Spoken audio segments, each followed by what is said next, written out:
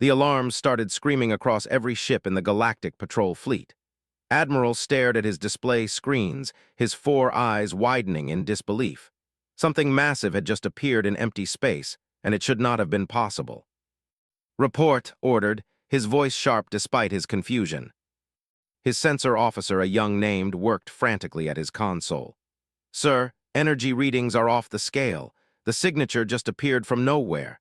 No jump trail, no dimensional wake, nothing. It is like the ship just stepped into reality." Had served in the Galactic Council military for 40 years.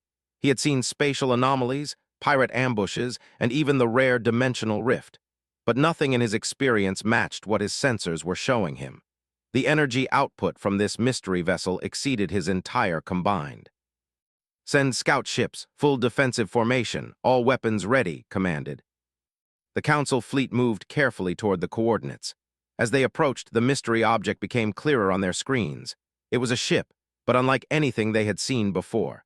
The hull design was old, almost primitive in its basic structure, but covering every surface were modifications that made no sense. Technology that did not match any known civilization in the galaxy. "Sir, I am reading a distress beacon," the communications officer reported. "It is in an old human dialect, very old." Human was surprised.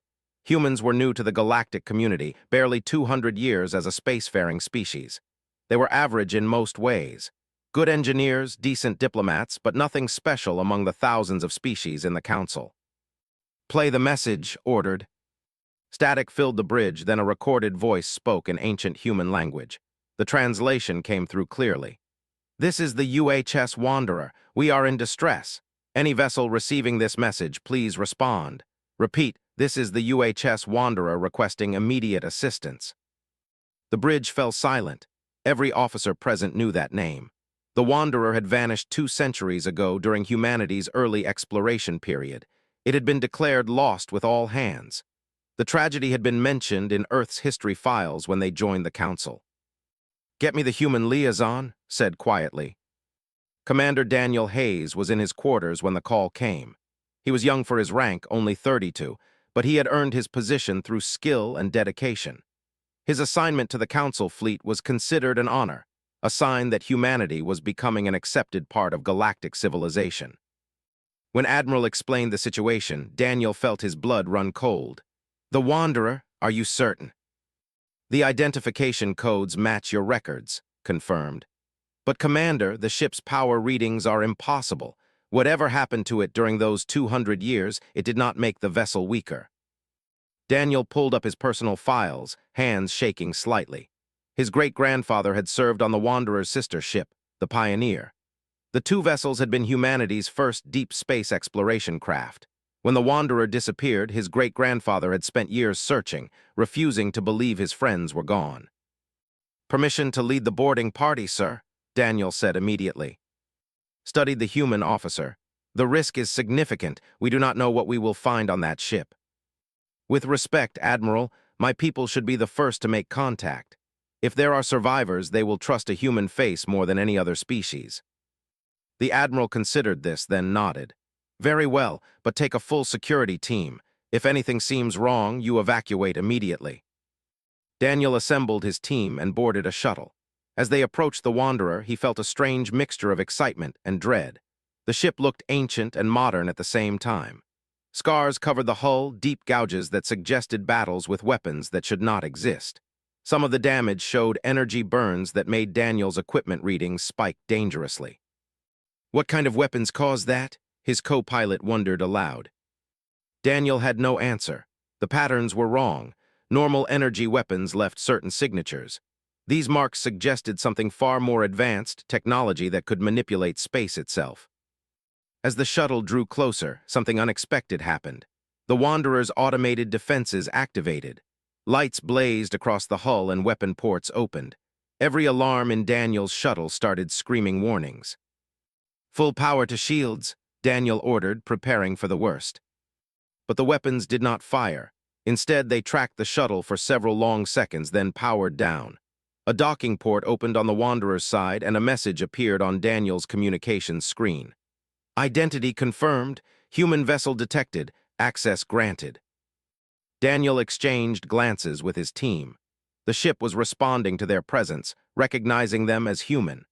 Whatever systems controlled the Wanderer, they were still functioning after 2 centuries, and they were sophisticated enough to identify friendly vessels. The shuttle docked smoothly, and Daniel stepped onto the Wanderer for the first time. The airlock cycled properly, and the interior corridor lights activated as he entered. Everything looked pristine, as if the ship had been abandoned yesterday instead of 200 years ago. "This does not make sense," one of his security officers muttered. "Where is the dust, the degradation? This ship looks brand new." Daniel agreed. Ships did not stay this clean after centuries in space. But his instruments confirmed the hull composition matched Earth's early exploration vessel designs. This was definitely the Wanderer, but something had changed it dramatically. They moved carefully through the corridors. Emergency lighting guided them toward the bridge. Daniel noticed details that seemed wrong. The walls had panels that looked too advanced for a 200-year-old ship. Power conduits that glowed with energy types his scanner could not identify. Storage compartments labeled in both human standard and some other language he had never seen before. The bridge door opened automatically as they approached. Inside, everything was in perfect order. Command stations were clean and functional. Display screens activated when Daniel entered, showing ship status information. And in the center of the bridge, a holographic display flickered to life. "Welcome aboard the UHS Wanderer," a recorded voice said. It was human male with a calm authority that suggested a commanding officer. "If you are seeing this message, then we have successfully returned. My name is Captain Richard Cole. What I am about to tell you will be difficult to believe, but I assure you every word is true." Daniel gestured for his team to start recording. Whatever Captain Cole had to say, Earth Command needed to hear it. The hologram continued. "Our vessel was lost during a jump drive malfunction 200 years ago by your time.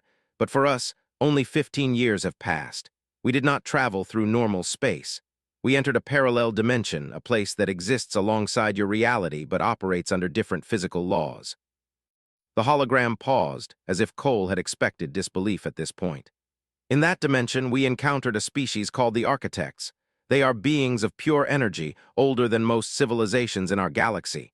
They were dying because their dimension was collapsing. They needed help returning to normal space, and they offered us a trade." Daniel felt his heart pounding. This was impossible.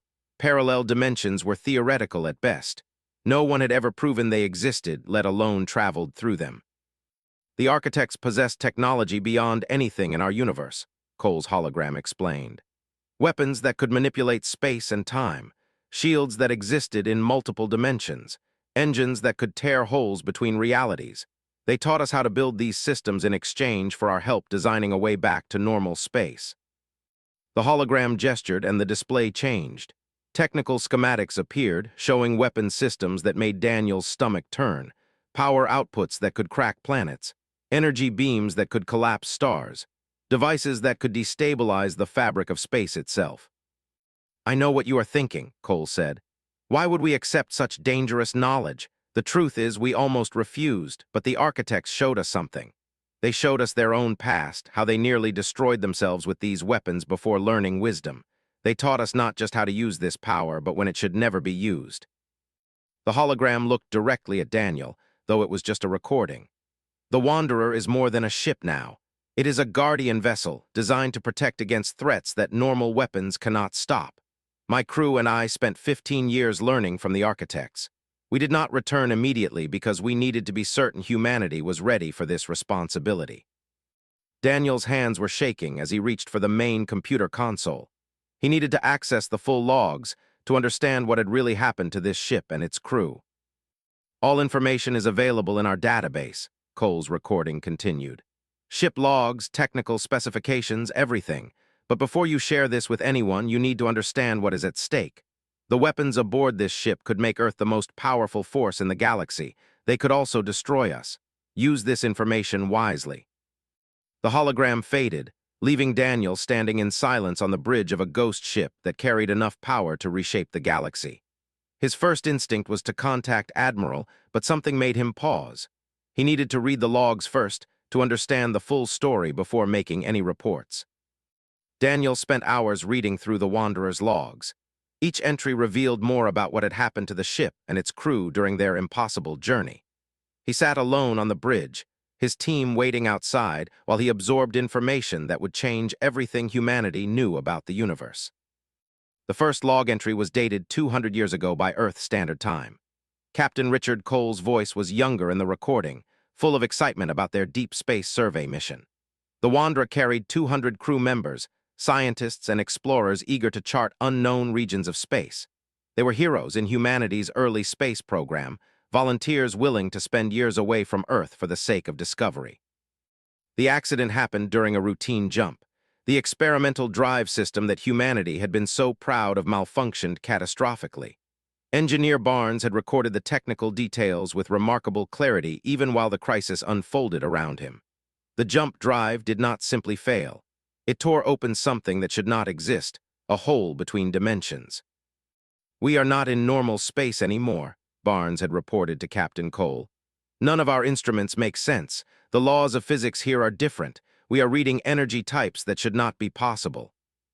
Daniel watched holographic recordings of those first terrifying hours. The crew scrambled to understand their situation. They tried to reverse the jump, but their drive was damaged beyond immediate repair. They were stranded in a place where stars existed but looked wrong, where their sensors detected matter that did not behave according to any known rules. Then the architects made contact. Medical Officer Lisa had been the first to see them. She described them in her log as beings of pure light and energy, their forms shifting and flowing like liquid fire. They communicated directly into human minds, bypassing language entirely through concepts and images. "They are ancient," reported. "Their thoughts feel old, like we are children talking to the eldest beings in creation. They are not hostile, but they are desperate. Their home is dying."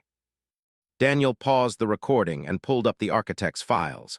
What he read made him realize the Wanderer's crew had faced an impossible decision. The architects explained that their dimension was collapsing, a natural end to a reality that had existed for millions of years.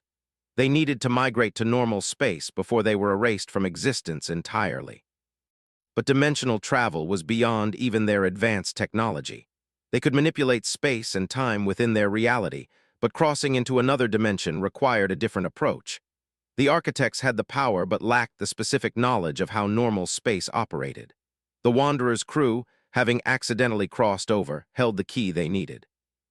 The architects made their offer clear, helped them design a bridge between dimensions, and they would share their technology with humanity.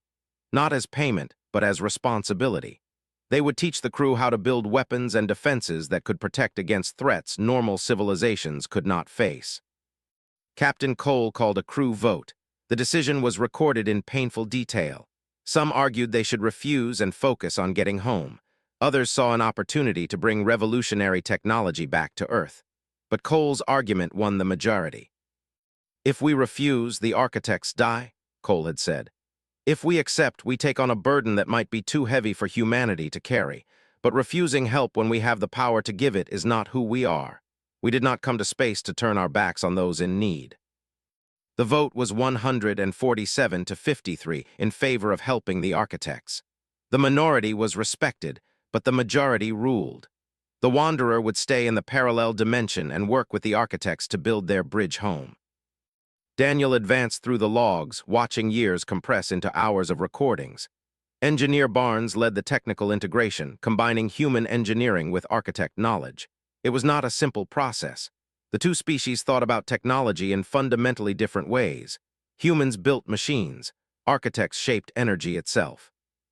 The first breakthrough came after 3 years. Barnes figured out how to create a hybrid system that used human-computer logic to direct architect energy manipulation. The result was technology that seemed like magic, shields that existed in multiple dimensions at once, engines that could partially phase out of reality to move faster than light without using traditional jump drives, weapons that could reach across dimensional barriers to strike targets. But the weapons troubled Cole deeply. His logs showed a captain wrestling with moral questions that had no easy answers. The architects could build devices that shattered planets. They could collapse stars with focused energy beams. They could destabilize space itself, creating wounds in reality that would never heal. "Why do you have such terrible weapons?" Cole asked them according to his log. The architect's response was shown through holographic projection. Daniel watched as they shared memories from their own history. The architects had not always been wise. Millions of years ago, they had been conquerors. They used their power to dominate other species, to reshape realities according to their will. They nearly destroyed themselves in civil wars that tore apart dimensions. Only when they faced extinction did they learn restraint. They rebuilt their civilization around a simple principle: power without wisdom is destruction. They kept the knowledge of how to build their weapons, but they also developed strict rules about when such force could be used. Only against threats that would end all life. Only when every other option had failed. Only with the consent of those they were protecting. "We offer you the same choice we faced," the architects told Cole. "Take this power and learn wisdom, or refuse it and remain helpless against threats that will come." Cole accepted, but with conditions. The weapons would be built, but their use would require unanimous consent from the senior staff. No single person would have the authority to unleash such destruction, and before returning to Earth, the crew would wait. They would observe humanity's progress and return only when Earth had matured enough to handle this responsibility. Daniel found recordings of the crew's daily life over the next 12 years. They were not prisoners. The architects shared their dimension freely, showing the humans wonders beyond imagination. Entire star systems that existed in multiple dimensions simultaneously. Space phenomena that description, beauty and terror in equal measure. Medical officer Lisa made a discovery that would prove crucial. The parallel dimension's unique properties affected human biology. The crew aged slower here.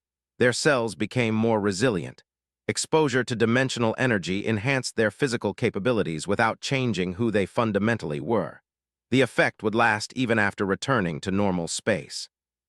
"We are going to outlive everyone we knew," recorded. "By the time we return, 200 years will have passed on Earth. Everyone we loved will be gone, but we will live for centuries, carrying the burden of what we learned here." The technical integration took years, but finally the Wanderer was transformed. The ship's hull was reinforced with materials that existed in multiple dimensions. Its engines could phase partially out of reality.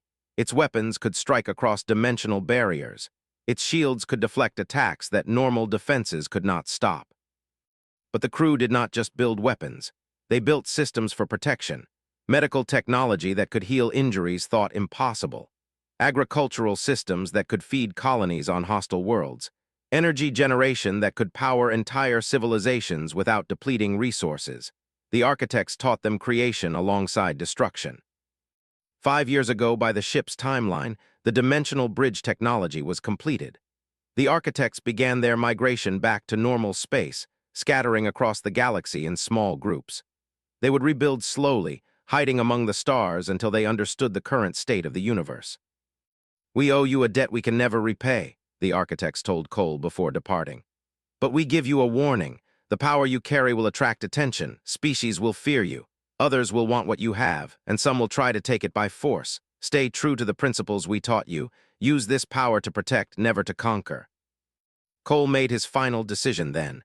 The Wanderer would not return immediately. They would wait at the edge of the parallel dimension, monitoring transmissions from normal space. They would watch humanity's progress. They would return only when the right moment came, when Earth needed them and could handle the responsibility. Daniel found the trigger event in Cole's most recent logs, dated just 3 months ago by normal space-time. The Devourers had appeared from dark space, a species unlike any the galaxy had encountered. They did not conquer for resources or territory. They consumed entire planets, breaking them down into pure energy to fuel their own dimensional technology. "This is what the architects warned us about," Tactical Officer Victoria Nash recorded. "An extinction-level threat that normal weapons cannot stop. The Devourers phase between dimensions during combat. Council fleets cannot hit them. 12 worlds have died and the Council has no answer." The senior staff voted unanimously. It was time to return. Not to save Earth specifically, but to save all species from a threat that conventional forces could not defeat. The Wanderer would emerge at the edge of Council space, broadcasting its distress signal to ensure discovery. Cole would offer their technology to help fight the Devourers, but with strict conditions.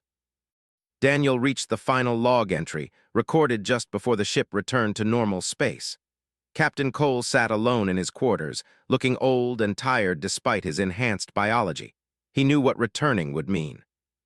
"We are about to change the galaxy forever," Cole said quietly. "Humanity will become feared and respected in ways we never imagined. Earth will bear a burden no species should carry alone, but we cannot hide this power when lives are at stake. We can only hope that humanity has grown wise enough in these 200 years to use what we bring home responsibly." The log ended with Cole entering the cryogenic chamber. The entire crew had put themselves into suspended animation, trusting the ship's automated systems to handle the return. They would wake when someone found them, when someone understood what they had sacrificed and what they were offering. Daniel sat back in the captain's chair, his mind reeling. He understood now. The Wanderer was not a ghost ship. The emergency session of the Galactic Council erupted into chaos the moment Earth's ambassador finished his presentation. Jason Mitchell stood at the central podium, watching as representatives from 3,000 species began shouting simultaneously. He had expected this reaction, but the reality was still overwhelming. "This is unacceptable," the delegate roared, his four arms gesturing wildly. "Humanity has been part of this council for barely 2 centuries. You are newcomers, untested, and now you claim to possess weapons that make our entire combined military obsolete. We demand the immediate seizure of this vessel." "Seizure?" Mitchell shot back. "The Wanderer is a human ship crewed by human citizens. What you are suggesting is an act of war." The Crystalline Collective's representatives shimmered with agitated colors. Their species communicated through light patterns that the translation system rendered into speech. "Then, we suggest destruction.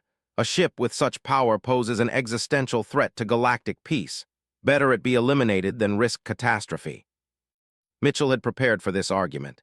"The Devourers have destroyed 12 inhabited worlds in 3 months. Billions are dead. Your fleets cannot touch their ships because they phase between dimensions.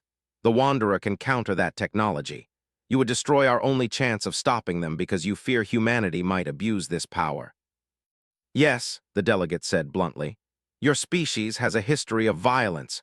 Your own planet was divided into warring nations until recently. Earth has been united as one government for less than a century. What guarantee do we have that you will not use these weapons against us?" Mitchell pulled up the holographic display, showing Captain Cole's recorded message and the complete ship logs. "Captain Cole anticipated your concerns. He and his crew waited 200 years, watching humanity mature before returning. They propose a framework. The Wanderer's defensive technology will be shared freely with all Council members. Shields, sensors, medical systems, everything needed to fight the Devourers. But the offensive weapons remain under human stewardship with oversight from a multi-species commission."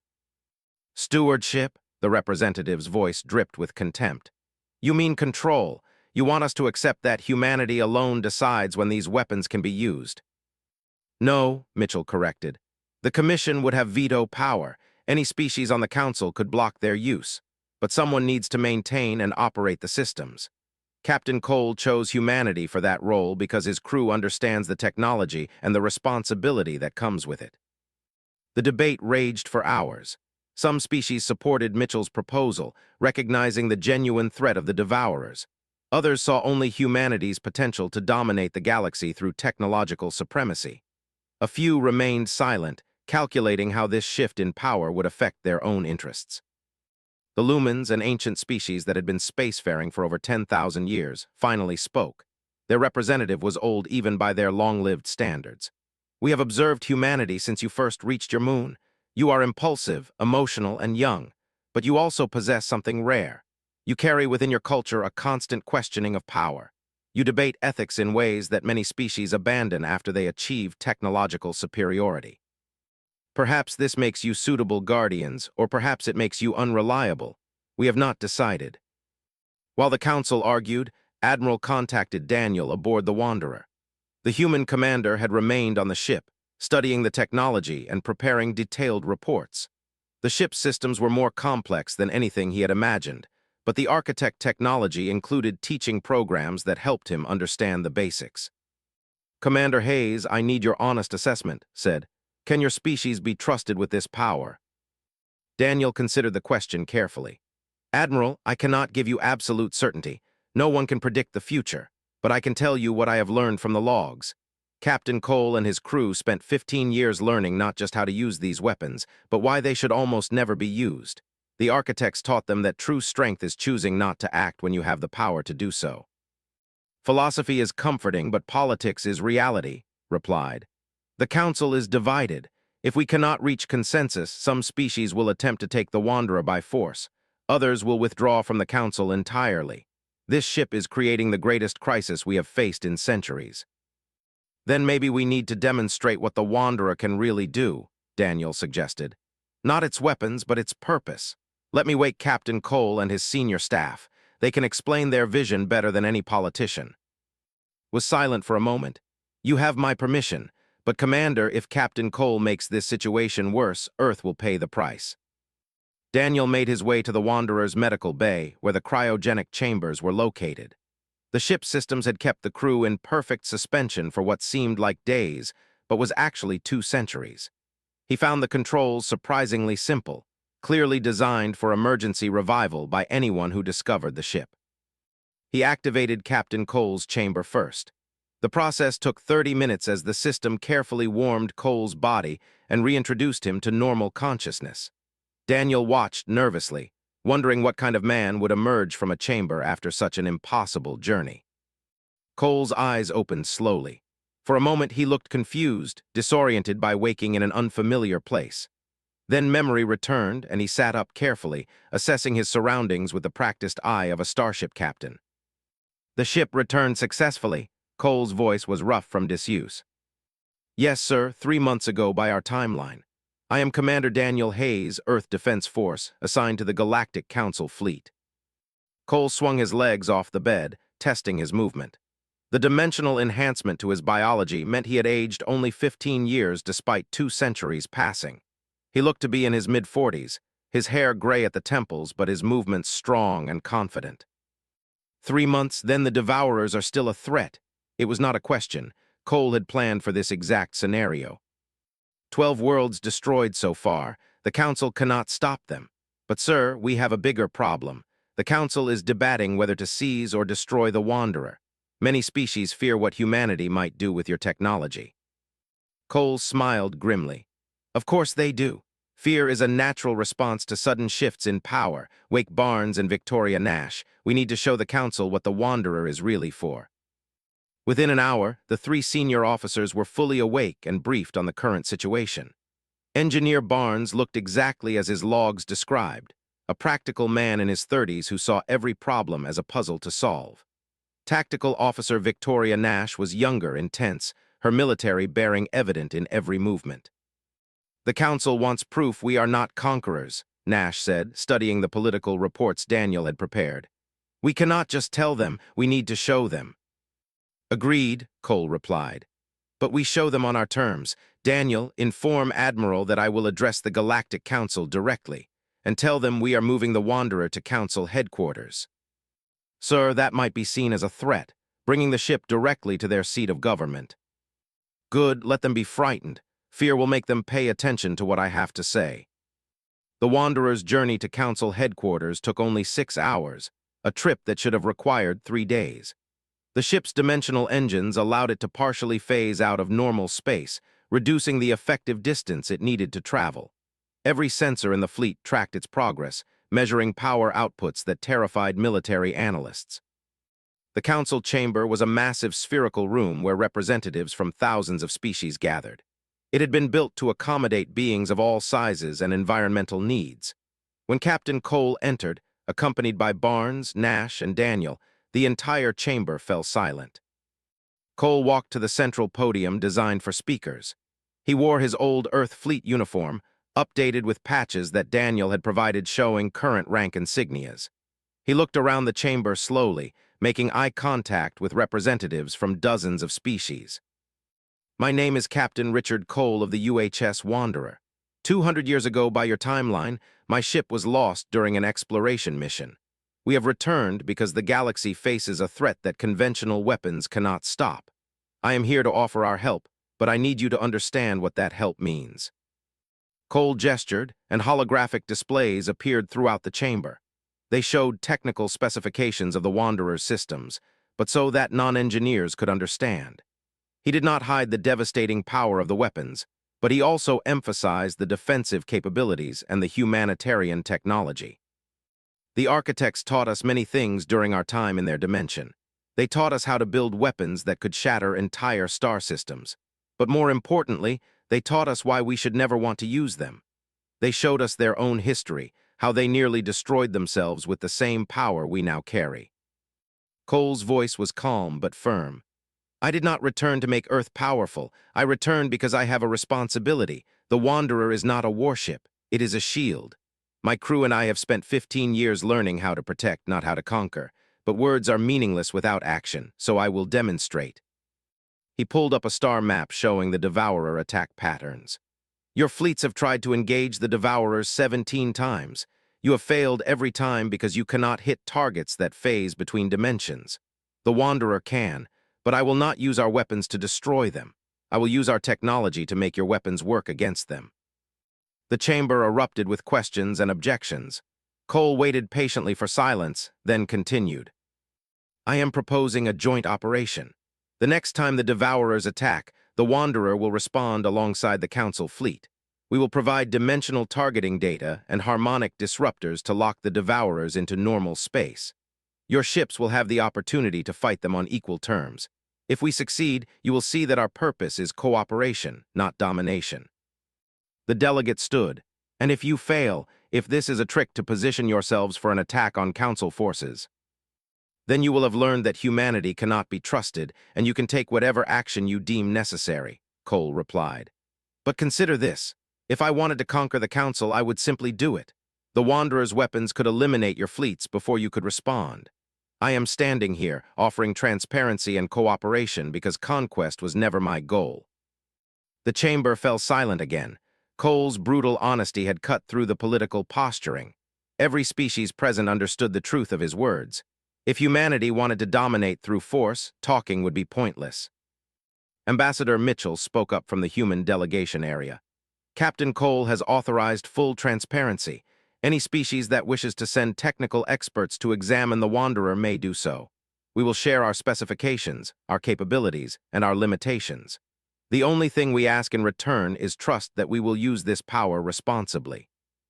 The Lumen's representative stood, their ancient form moving slowly.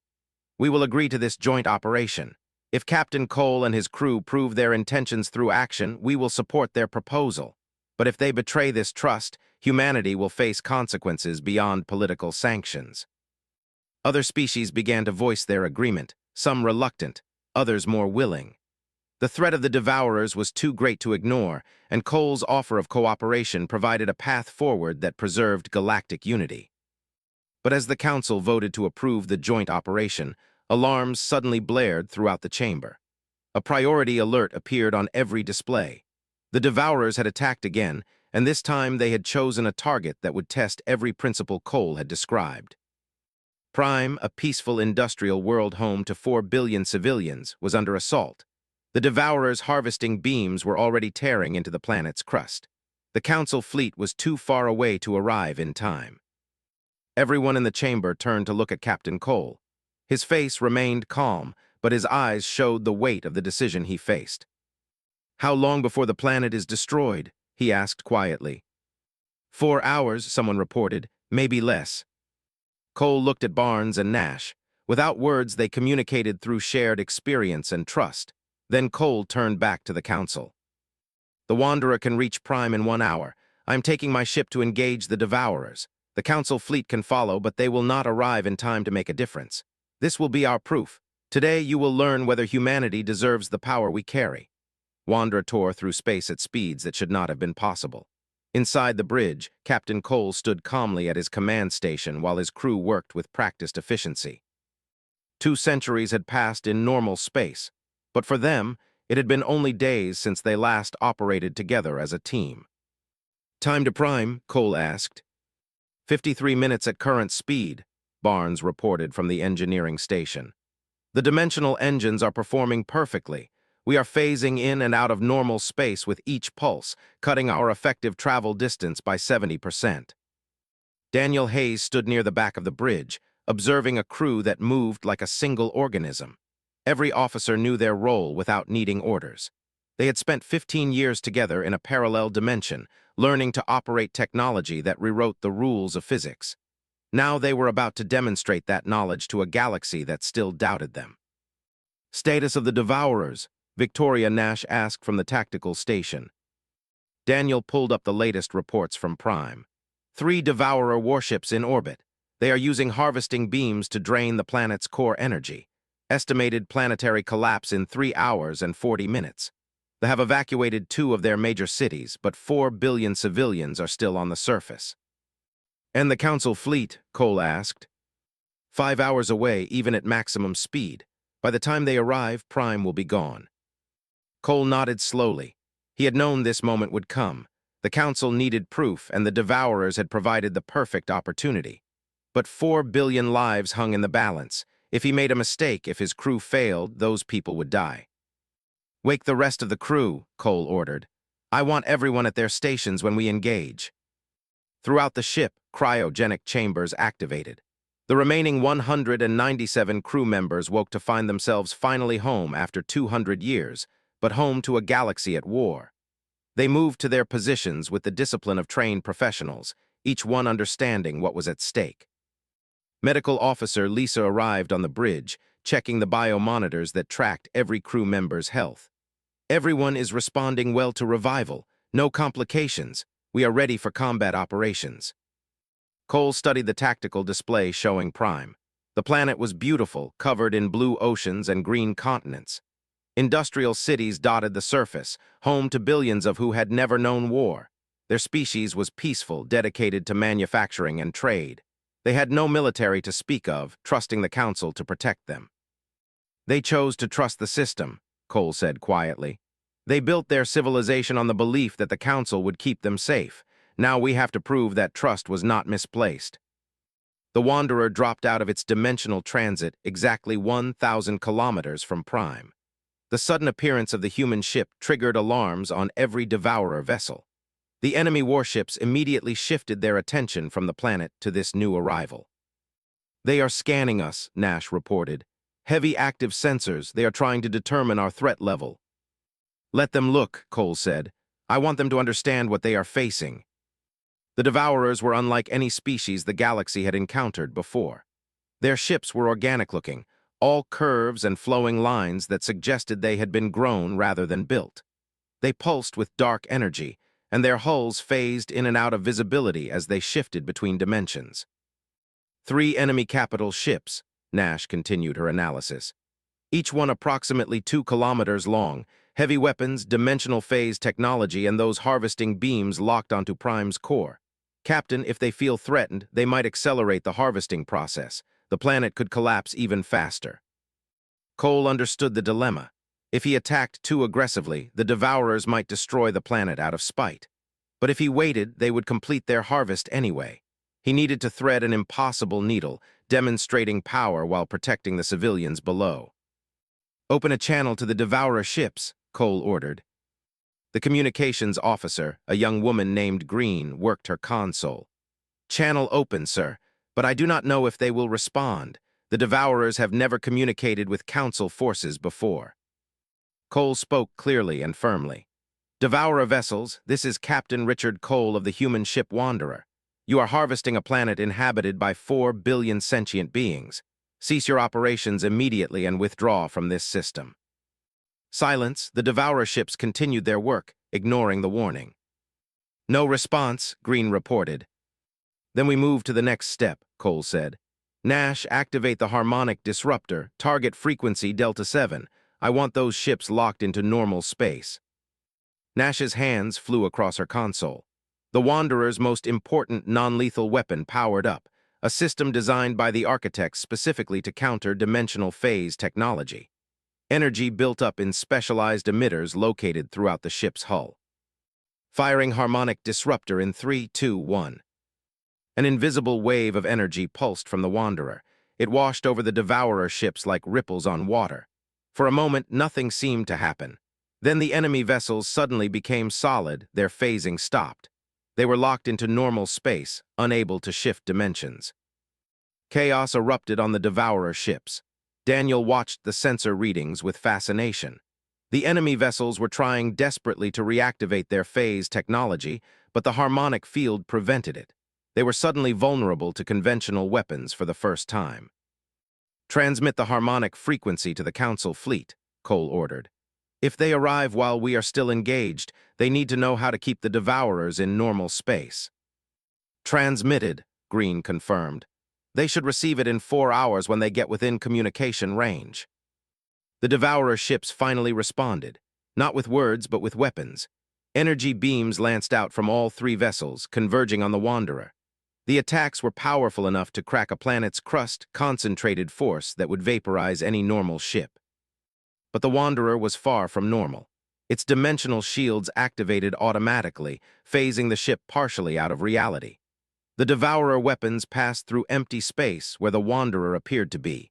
To outside observers, it looked like the human ship was simply ignoring attacks that should have destroyed it. Shields holding at 98%, Barnes reported. The dimensional phase is working perfectly. Their weapons cannot touch us while we are straddling multiple realities. Cole allowed himself a small smile. The architects had built these defenses to protect against threats far worse than the Devourers.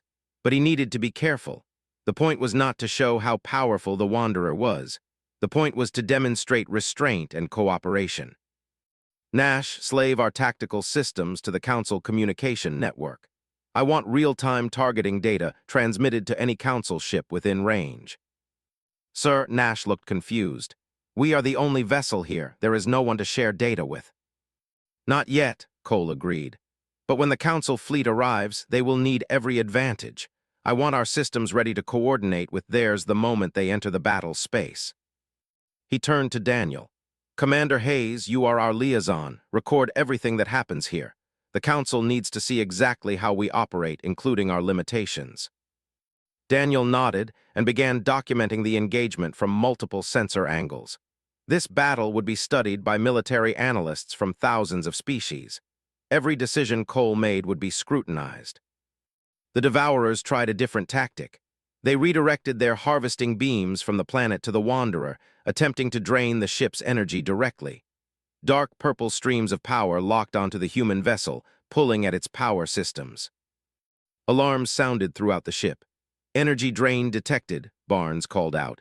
They are trying to harvest us like we are a planet. Our power reserves are dropping, shields down to 80% and falling. Rotate shield frequency, Cole ordered calmly. Switch to pattern Epsilon 6, that should disrupt their lock. The Wanderer's shields flickered and changed, cycling through frequencies faster than the Devourers could adapt. The harvesting beams lost their grip, scattering into space harmlessly. The enemy ships immediately went back to targeting the planet, clearly deciding that the human vessel was too difficult a target. But now the planet was in greater danger. The Devourers were accelerating their harvesting, trying to complete their work before the Wanderer could stop them. Prime's surface began to crack as tectonic stress built up from the core energy being drained.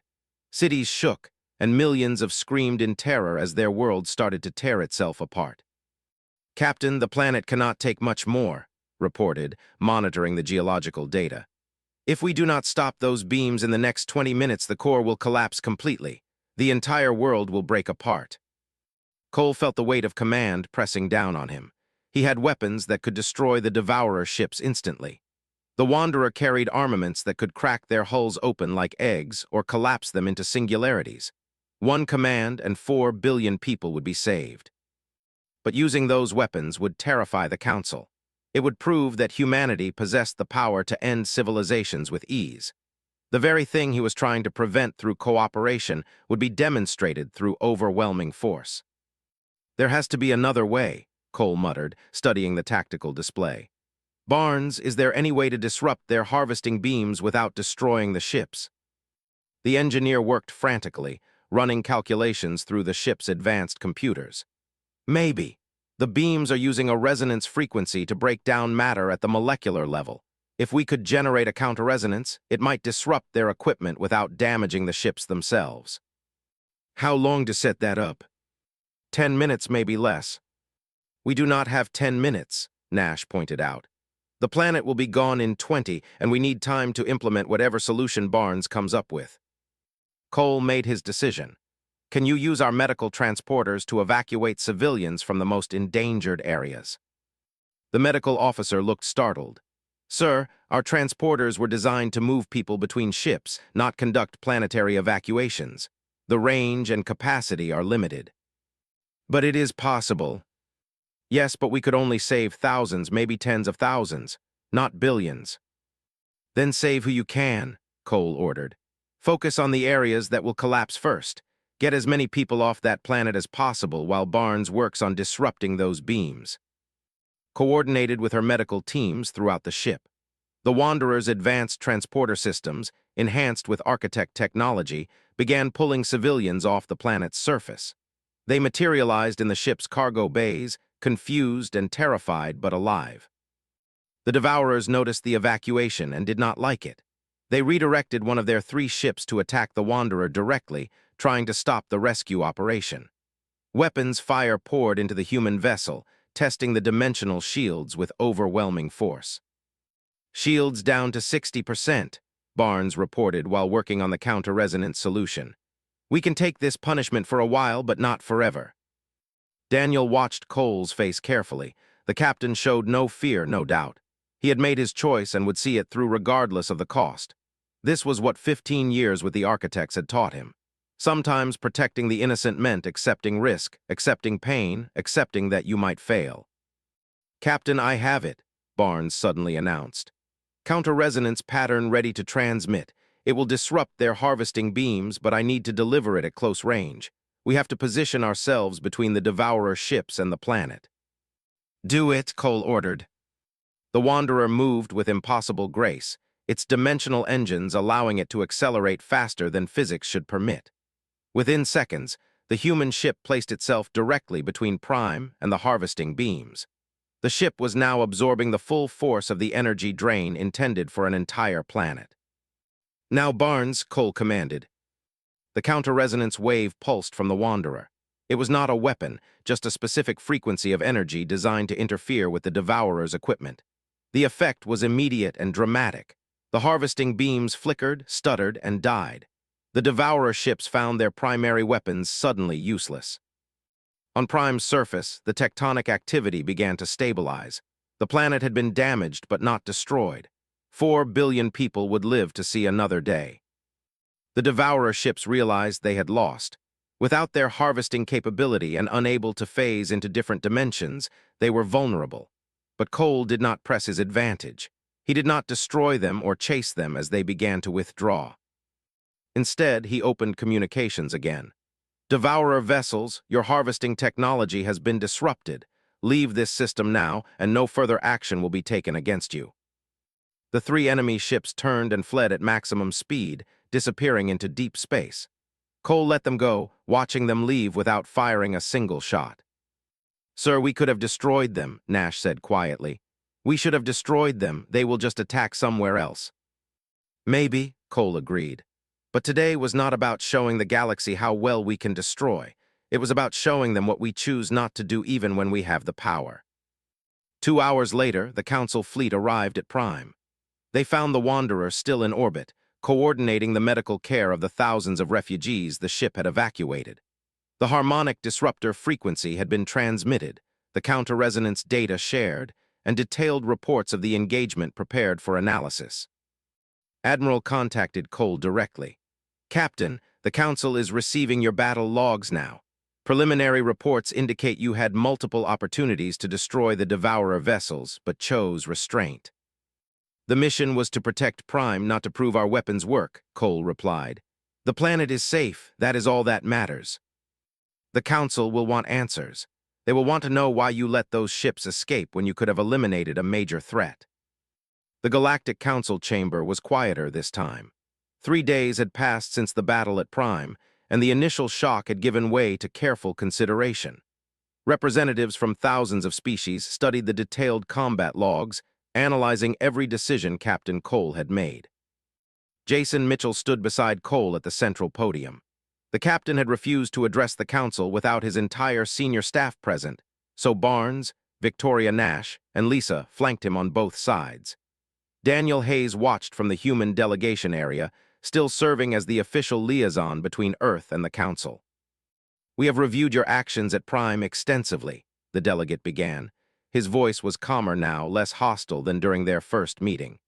You demonstrated considerable restraint, some would say too much restraint. The Devourer vessels remain a threat to other worlds. Cole met his gaze steadily. They remain a threat that the Council can now counter. We transmitted the harmonic disruptor frequency to every ship in your fleet. Any Council vessel can now lock the Devourers into normal space and engage them with conventional weapons. You no longer need us to fight them. But without your dimensional shields, our ships are still vulnerable to their attacks, another delegate pointed out. Our casualties will be high even with your frequency data. You could end the Devourer threat entirely if you chose to hunt them down. I could, Cole agreed. But should I? The moment I start choosing which threats to eliminate, I become something other than a guardian. I become an enforcer, a judge, an executioner. That is not what the Wanderer is for. The crystalline collective's representative shimmered with thoughtful colors. You speak of purpose as if it were absolute, but purpose changes with circumstance. What if the Devourers attack a world you cannot reach in time? What if they destroy another planet because you chose mercy today? Cole had expected this question. He had spent 15 years in a parallel dimension asking himself the same thing. Then I will carry that weight. Every choice has consequences, and choosing not to act is still a choice. But the architects taught me something important. The most dangerous moment for any civilization is when they start believing their power gives them the right to make life and death decisions for others. He gestured to the holographic display, bringing up images of the architect's own history. The beings who taught us were nearly extinct because they made that mistake.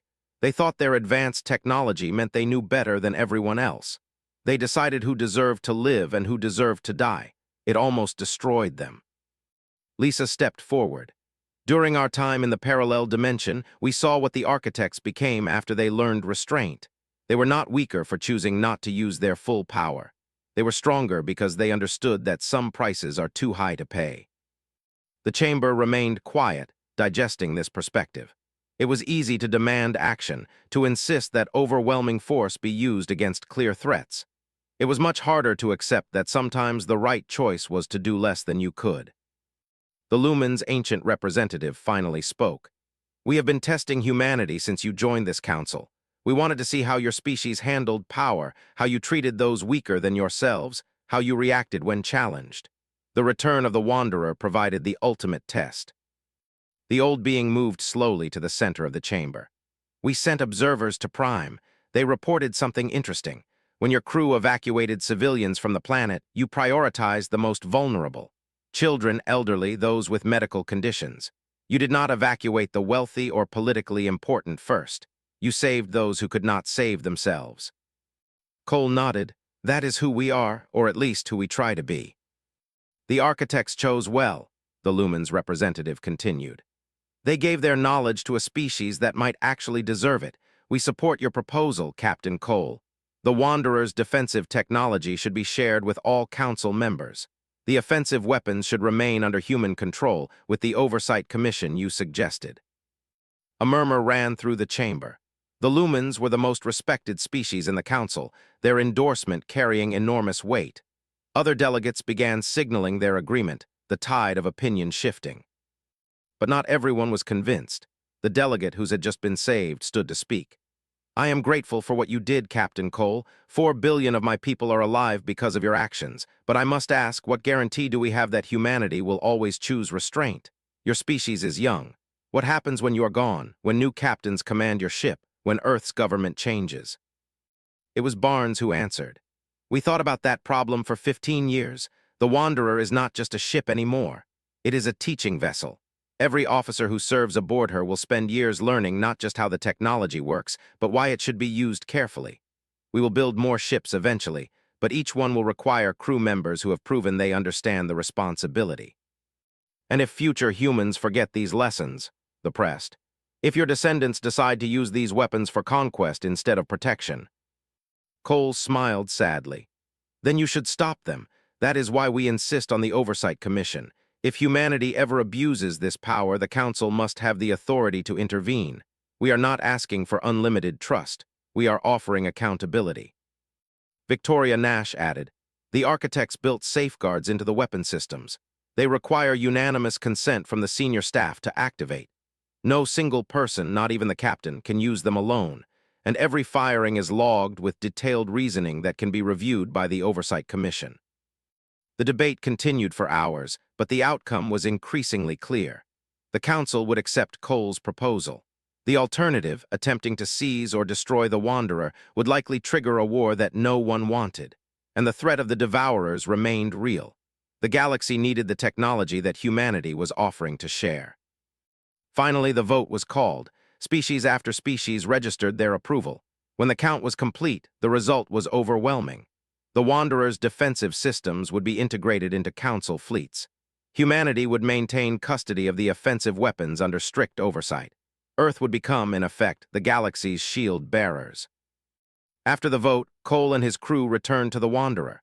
They found the ship surrounded by technical teams from dozens of species, all eager to study the architect technology.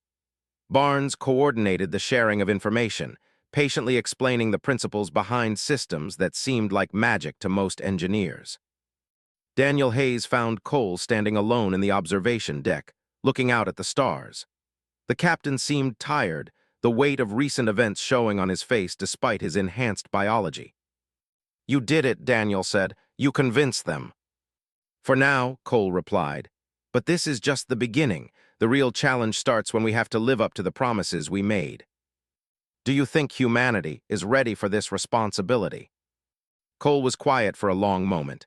"Honestly, I do not know. We are still young, still learning, but the architects did not choose us because we were perfect. They chose us because we were willing to admit we might fail." He turned to face Daniel. "That is what I learned during those 15 years. True wisdom is not knowing all the answers. It is understanding that you never will, but you try anyway. It is accepting that you will make mistakes, but you keep striving to do better." Over the following weeks, the Wanderer became a hub of activity. Engineers from across the galaxy studied its systems. Medical officers learned the advanced healing techniques the architects had shared. Military tacticians analyzed the dimensional phase technology and how to counter it. Lisa led training sessions on the enhanced biology that dimensional exposure had given the crew. She explained that the effects could not be easily replicated, that the parallel dimension had changed them in ways that standard medicine could not reproduce.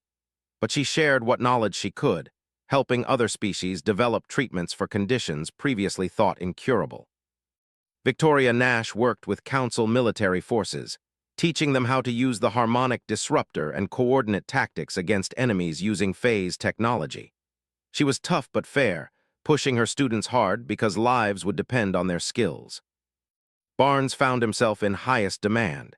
Every species wanted to understand the dimensional engines, the multi-phase shields, the energy systems that powered such impossible technology.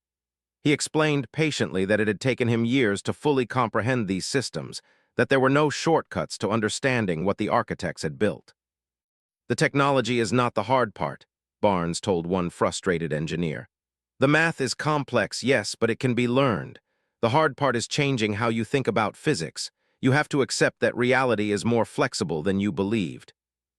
Daniel continued serving as liaison, but he spent most of his time learning from Cole. The captain had begun writing detailed manuals on command decisions, documenting the thought process behind every choice he had made at Prime.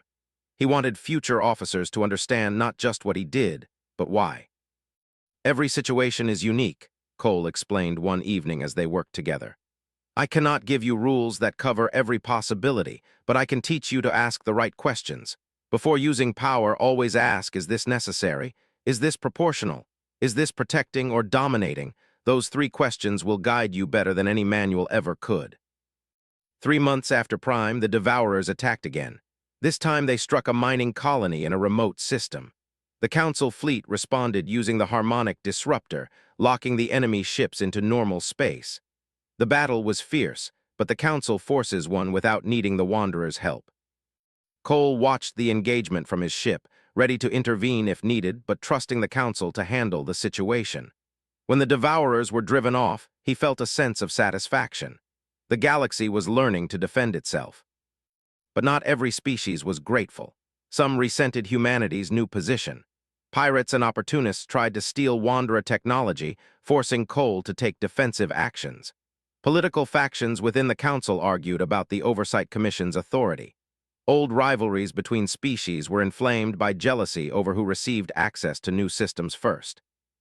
"This is harder than fighting the Devourers," Nash commented during one particularly frustrating diplomatic meeting. "Of course it is," Cole agreed. "Combat is simple, politics is where things get complicated." 1 year after the Wanderers' return, Earth authorized the construction of 3 more Guardian vessels. They would be built using architect technology, but adapted to human engineering principles.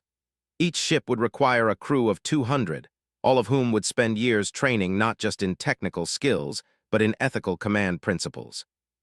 Cole was offered command of the entire Guardian fleet. He declined, choosing instead to remain captain of the Wanderer. "This ship and crew went through the journey together," he explained. "We earned this responsibility as a unit. I will not abandon them to chase higher rank." Daniel Hayes was promoted and given command of the second Guardian vessel when it was completed. Before he left, Cole gave him a simple piece of advice. "Remember that the power to destroy is the easy part. Any species can build weapons. What makes us different is knowing when not to use them."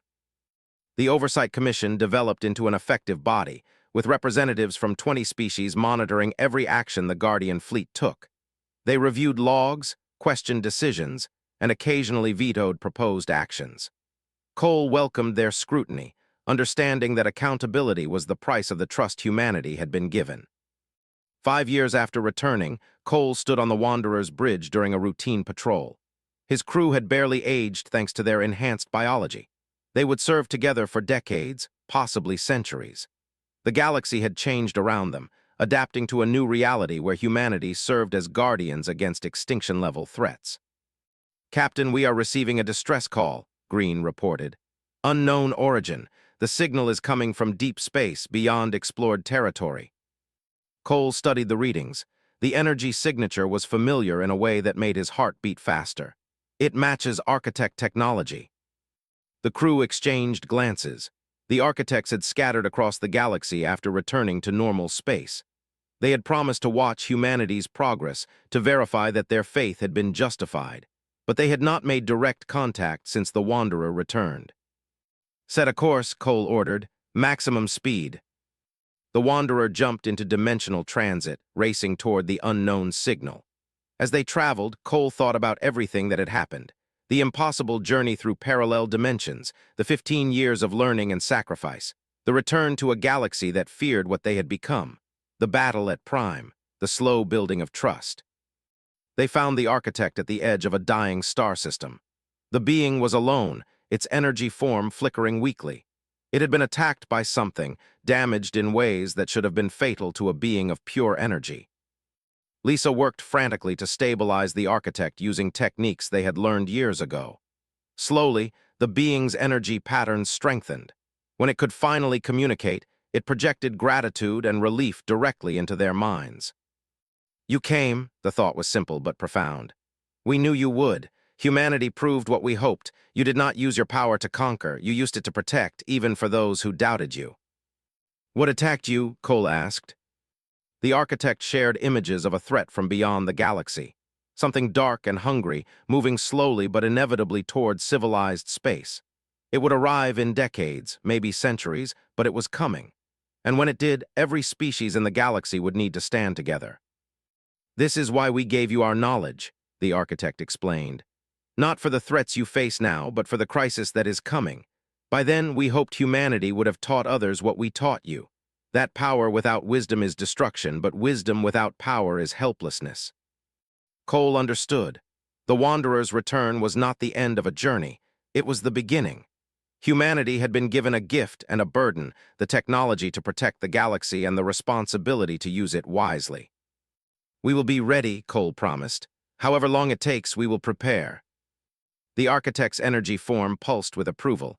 "We know you will. That is why we chose you." As the Wanderer carried the wounded architect to safety, Cole looked around his bridge at the crew who had sacrificed everything to be here. They had been lost for 200 years by the galaxy's time. They had returned carrying weapons that could shatter entire star systems. But more importantly, they had returned carrying something the galaxy needed more than any weapon. They carried the wisdom to know that the power to destroy was nothing compared to the strength required to protect. That choosing restraint when you had overwhelming force was the hardest choice anyone could make. That being a guardian meant accepting burdens others would never understand. The ship that had been lost had finally found its purpose, not as a weapon of war, but as a shield for the innocent. Not as humanity's tool for dominance, but as the galaxy's insurance against extinction. And in the years to come, that purpose would be tested again and again. But for now, the Wanderer sailed through space with its crew united. They had proven that humanity could be trusted with ultimate power. They had shown the galaxy that sometimes the youngest species could teach the oldest ones. And they had demonstrated that wisdom did not come from age or technology. True wisdom came from knowing when to act and when to wait, when to fight and when to protect, when to use the power you possessed and when to hold it back, even when the cost of restraint might be high. Captain Richard Cole had learned those lessons in a parallel dimension from beings millions of years old. Now, he would spend the rest of his long life teaching them to a galaxy that desperately needed to understand. The Wanderer's journey was far from over. In fact, it had just begun. Cole looked around his bridge at his crew, these people who had sacrificed 200 years of their lives to learn the lessons the architects taught. They all understood what he was about to say. Because, Admiral, the power to destroy is meaningless compared to the wisdom to protect. We return to help save lives, not to add more death to the galaxy. If the Council cannot accept that, then they were never going to trust us anyway. He walked out of the chamber without waiting for approval. Barnes, Nash, and Daniel followed. Behind them, the council erupted into furious debate, but it no longer mattered. Captain Cole had made his choice. The Wanderer would face the Devourers alone, and the galaxy would discover whether a ship lost for 200 years had returned as a guardian or a threat.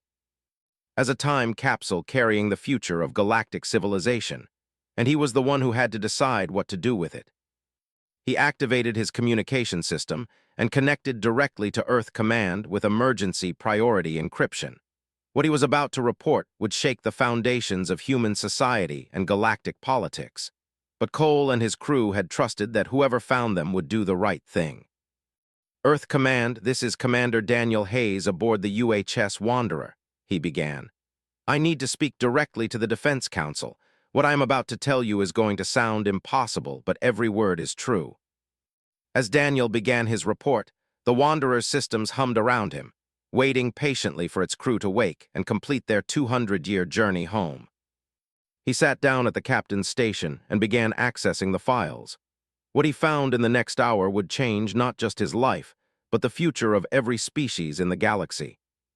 The Wanderer had returned, and nothing would ever be the same.